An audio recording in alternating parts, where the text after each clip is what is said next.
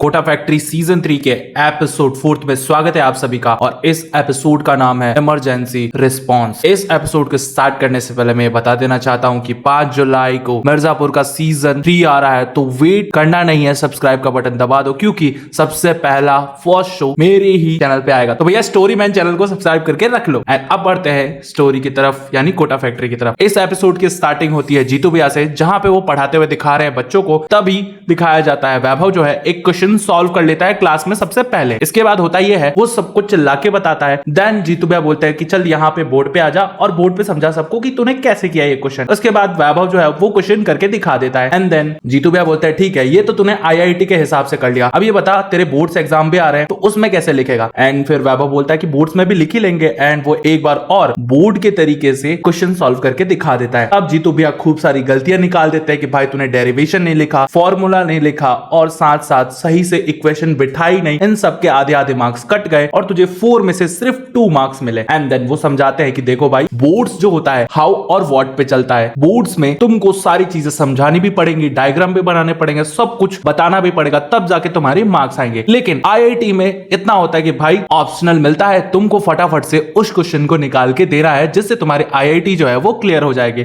लेकिन अभी तुम्हारे सर पे बोर्ड्स का एग्जाम है, अगर तुम 75% के ऊपर नहीं लाओगे तो तुम्हारा आईआईटी में सिलेक्शन नहीं होगा और आईआईटी में सेलेक्ट होने के लिए तुमको 99% लाना ही पड़ेगा। तो भाई तुम्हारा जो कंपटीशन है वो बोर्ड्स और आईआईटी दोनों से है और तुम्हें दोनों की पढ़ाई करनी पड़ेगी। अगर तुम बोर्ड्स की पढ़ाई नहीं करते हो तो भाई तुम वैसे ही फेल हो जाओगे। और कई बच्चे होते हैं जिनका आईआईटी में हो जाता है पर बोर्ड्स में नहीं हो पाता, इस वजह से वो आईआईटी आगे नहीं जा पाते हैं। इसके बाद वो बच्चों को समझा देते हैं कि भाई बोर्ड्स की भी प्रिपरेशन करो, सिर्फ आईआईटी के चक्कर में रह मत जाना। तभी वहां पे बबलू आता है और कहता है कि आपसे मिलने कोई आया है और वो मीटिंग करना चाहते हैं आपसे। एंड देन वो जीतू भैया जो है वो चले जाते हैं अपनी क्लास छोड़ के। इसके बाद होता ही है जीतू भैया के पास राजस्थान एजुकेशन मिनिस्ट्री का सेक्रेटरी आता है और वो पूछता है कि भाई आप हमें बताइए, आप हमें गाइड कीजिए कि हम बच्चों को और किस तरह पढ़ाएं और किस तरह डेवलप करें, क्योंकि मैंने आपका एक इंटरव्यू देखा था जिसे सुन के मुझे काफी अच्छा लगा और आपने इंटरव्यू में यह भी बोला था कि हमारे जो एजुकेशन सिस्टम है उसमें थोड़ी सी खलल है, वो थोड़ी सी वीक है, तो आप मुझे ये बताइए कि हम क्या क्या चेंजेस कर सकते हैं। देन जीतू भैया बोलते हैं देखिए मेरे को बस कुछ ही चीजों से प्रॉब्लम है, बाकी अभी राजस्थान में नई नई एजुकेशन पॉलिसीज जो आई है उसे देख के लगता है कि हाँ भाई अब सुधार हो रहा है। तो मैं कुछ ऐसा बड़ा नहीं हूं, मैं तो बस एक टीचर हूं जो बच्चों को पढ़ाता है। तब सेक्रेटरी जो है वो ऑफर मारते हैं कि आप जयपुर आइए, जयपुर आके खूब सारे लोगों को पढ़ाइए और साथ साथ हमारी मदद कीजिए। अब यहाँ पे होता ही है जीतू भैया बोलते हैं मेरी क्लासेस है, मेरा इंस्टीट्यूट है, तो मैं अपने बच्चों को छोड़ के नहीं आ सकता सर, यहां से जितनी मदद करनी होगी मैं जरूर करूंगा, लेकिन मैं जयपुर नहीं आ सकता। जो सेक्रेटरी है वो थोड़ा स्माइल करते हैं एंड परमिशन दे देते हैं कि ठीक है भाई आप यहीं रहिए और हमें जब मदद चाहिए होगी तो हम आपसे मदद मांग लेंगे। इसके बाद दिखाया जाता है उदय को। उदय जो है वो गेमिंग पार्लर में चला जाता है एंड उसे मिलता है उसका एक दोस्त जिसका नाम भानु है। अब उदय भानु के साथ गेम खेलता रहता है दिन दिन भर एंड फिर ये लोग कहते हैं कि आज तो मैं तुझे हरा के ही मानूंगा। इसके बाद उदय के पापा का फोन आ जाता है, वो भाग जाता है और वो अपने पापा से बात करने लग जाता है। उसके पापा पूछते हैं भाई तू ठीक तो है ना और तुझे पैसों की जरूरत है तो मैं भेज देता हूँ। तब उदय बोलता है हाँ हाँ ठीक है पापा, आप मुझे आराम से पैसे भेज दीजिए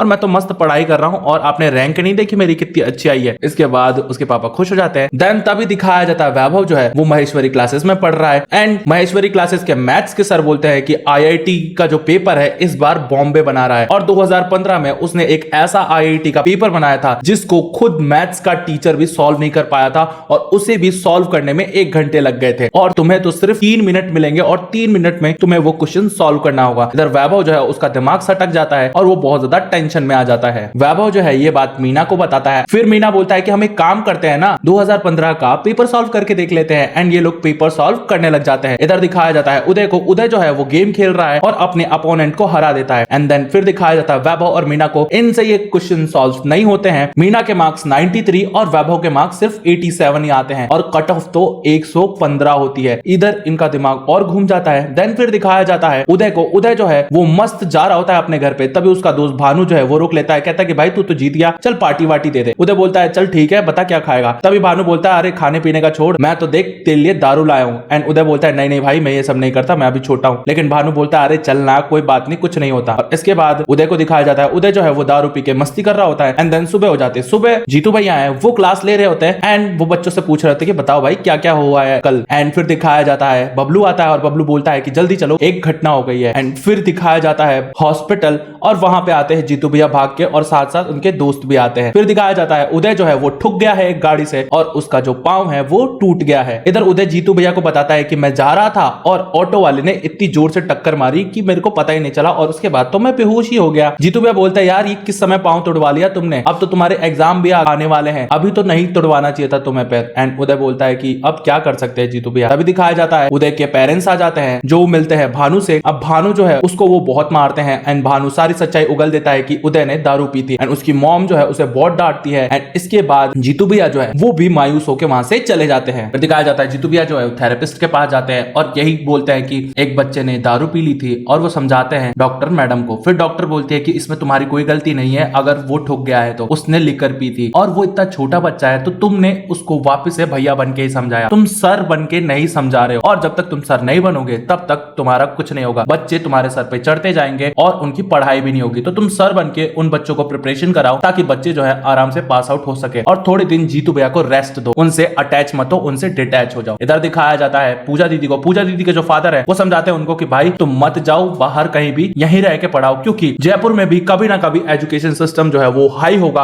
और वहां भी रेस लग जाएगी कोटा की तरह। और जो ये कोटा में रेस लगी हुई है खूब सारे इंस्टीट्यूट है वो भी बन जाएंगे जयपुर में, तो तब वहां से कहां जाओगे। पूजा दीदी को ऐसा लगता है कि यहाँ पे रहना बिल्कुल बेकार है क्योंकि कोटा एक फैक्ट्री बन चुकी है, किसी के पास एजुकेशन अच्छी है, किसी के पास सिस्टमेटिक अच्छा है, किसी के पास उनके लेबर यानी टीचर्स अच्छे हैं, बहुत सारी चीजें हैं, वो सब अपने आप को अच्छा बताने में तुले हुए हैं, सब में एक रेस लगी हुई है, लेकिन कोई भी स्टूडेंट्स को अच्छी नॉलेज देना ही नहीं चाहता है। अब भाई पूजा दीदी खूब गुस्से में है लेकिन उनके फादर उनको समझा देते हैं कि देखो यहीं पे रह के उसका सोल्यूशन निकालो और जरूर सोल्यूशन निकल जाएगा। इधर दिखाया जाता है एक वर्तिका जो है वो बताती है कि बोर्ड्स के एग्जाम और जो हमारा जेई का एग्जाम है वो एकदम पास में है और सिर्फ 7 और 15 दिन का गैप है फर्स्ट और सेकंड सेमेस्टर में, इसके साथ साथ बोर्ड एग्जाम भी इसी डेट में है। और वैभव को बहुत ज्यादा गुस्सा आ जाता है, वो बोलता है कि यार वैभव तो पागल है ना, वैभव तो रोबोट है, मैं किस से लड़ूं, इस सिस्टम से कैसे लड़ूं, ये चाहते क्या है, हमको थोड़ा सा भी टाइम नहीं देना चाहते। और वो बहुत ज्यादा जोर से चिल्ला रहा होता है क्योंकि उसे अब प्रिपरेशन करने का बिल्कुल भी टाइम नहीं मिल रहा होता है और वो बहुत ज्यादा कंफ्यूज होता है कि मैं बोर्ड्स के लिए पढ़ूं कि जेई के लिए पढ़ूं, क्योंकि 75 यहाँ पे भी चाहिए और 99 यहाँ पे भी चाहिए। अगर तुम जेई में 99 ले रहे हो तो तुम बोर्ड्स में 75 क्यों ले रहे हो भाई, और अगर 75 वहां ले रहे हो तो तुम 99% क्यों जेई में ले रहे हो। इस वजह से वैभव जो है बहुत ज्यादा गुस्सा है और वो पूरी क्लास को सर पे उठा लेता है। इधर बबलू जाता है भाग के जीतू भैया के पास और बोलता है कि वैभव ने पूरी क्लास को सर पे उठा लिया है और वो तारीख से परेशान है बोर्ड्स और जेई के। देन इसके बाद जीतू भैया बोलते हैं देखिए सबके लिए टाइम टेबल सेम है और मैं इसमें कोई मदद नहीं कर सकता, और वो वहां से चले जाते हैं। इसके बाद दिखाया जाता है मैथ्स वाले सर को। मैथ्स वाले सर जो है वो सारे बच्चे को समझाते हैं कि देखिए भाई अगर आप लोग प्रिपरेशन नहीं करेंगे तो आप लोगों का ही जेई में सिलेक्शन नहीं होगा। और एक बात बताओ, पेपर तो टफ आएगा ही ना, आप क्या समझते हो कि जेई का पेपर कमजोर आएगा? अगर जेई वाले कमजोर पेपर बनाते तो कमजोर वाले स्टूडेंट भी उसे सॉल्व कर लेते, तो उनके सबके साथ आपका कंपटीशन होता। अगर पेपर टफ आएगा तो सिर्फ वही बच्चे उस पेपर को कर पाएंगे जो उसके काबिल होंगे, तो जो कमजोर बच्चे हैं वो तो खुद ही फिल्टर हो जाएंगे। तो तुमको प्रिपरेशन करनी पड़ेगी, तुम डरो मत। एंड सारे बच्चे जो है वो समझ जाते हैं और फिर वो शांत होते हैं। एंड तभी दिखाया जाता है उदय को। उदय जो है वो बैठा रहता है एंड इधर आते हैं वैभव और मीना उसको समझाने की भाई क्लास में आज क्या क्या हुआ था। तभी बताता है उदय कि मेरे मम्मी पापा मुझे उदयपुर ले जा रहे हैं और अब वो वहीं रखेंगे। इधर मीना जो है वो बोलता है कि मैं बात करता हूँ तेरे मम्मी पापा से, और वो बता देता है ये बात जीतू भैया को। जीतू भैया जो है हॉस्पिटल में आते हैं और वो उसकी मम्मी को समझाते हैं कि भाई क्या हो गया है, आप क्यों लेके जा रहे हो। उसकी मम्मी बोलती है कि आपने बिल्कुल भी ध्यान नहीं रखा है इन लोगों का और मेरा बच्चा देखिए किस हालत में चला गया, और यहाँ रहेगा तो ये फिर से दारू पिएगा, फिर से गलत काम करेगा। जीतू भैया को गुस्सा आ जाता है कि भाई इतना सारा ख्याल रखता हूँ सबका लेकिन मुझे ये डांट सुनने को मिलती है। एंड इसके बाद जीतू भैया बोलते हैं ठीक है आप अपने बच्चे को संभालिए, मैं तो यहाँ से जा रहा हूँ और आपको जहां ले जाना है वहां ले जाइए, और वो हॉस्पिटल के बाहर निकल जाते हैं। तभी पूजा दीदी आती है और बोलती है कि चल वापस से अंदर। एंड देन पूजा दीदी जाती है उसकी मम्मी के पास, उसको समझाती है कि देखिए आपका बच्चा कहीं भी रहेगा तो गलत संगत में पड़ जाएगा, आप एनी टाइम तो उसके साथ नहीं रह सकती ना। एंड फिर उसकी मम्मी बोलती है तो वहां तो मैं रहूंगी ना। तब पूजा दीदी कहती है कि भाई यहाँ पे आप हो, जब वो कॉलेज में जाएगा तब, एंड जब वो जॉब पे जाएगा तब तो गलत संगत मिल सकती है ना, बच्चा तो कभी भी बिगड़ सकता है, तो आप हमेशा उसके साथ नहीं रह सकती। और हम इतने सारे स्टूडेंट्स पे हर टाइम नजर नहीं रख सकते जैसे आप हर टाइम नजर नहीं रख सकते। एंड इसके बाद उसकी मम्मी को ये बात समझ में आ जाती है। उदय जो है अपनी मम्मी को हक कर लेता है और रोता है और कहता है कि सॉरी मम्मा, मैं आज के बाद नहीं करूंगा कुछ भी। और फिर दिखाया जाता है उदय पढ़ाई में लग जाता है, उसकी मॉम जो है उसके साथ बैठती है और उसका ख्याल रखते हैं। इधर दिखाया जाता है पूजा दीदी जो है जयपुर नहीं जा रही है और वो रिजाइन दे देती हैं अपने जयपुर वाले पोस्ट से। कहानी फिर से शिफ्ट हो जाती है जीतू भैया पे। जीतू भैया अभी भी कंफ्यूज है कि मैं भाई बन के पढ़ाऊं या फिर टीचर बन के, और ये जो एपिसोड 4 है वो यहीं खत्म हो जाता है। तो अगर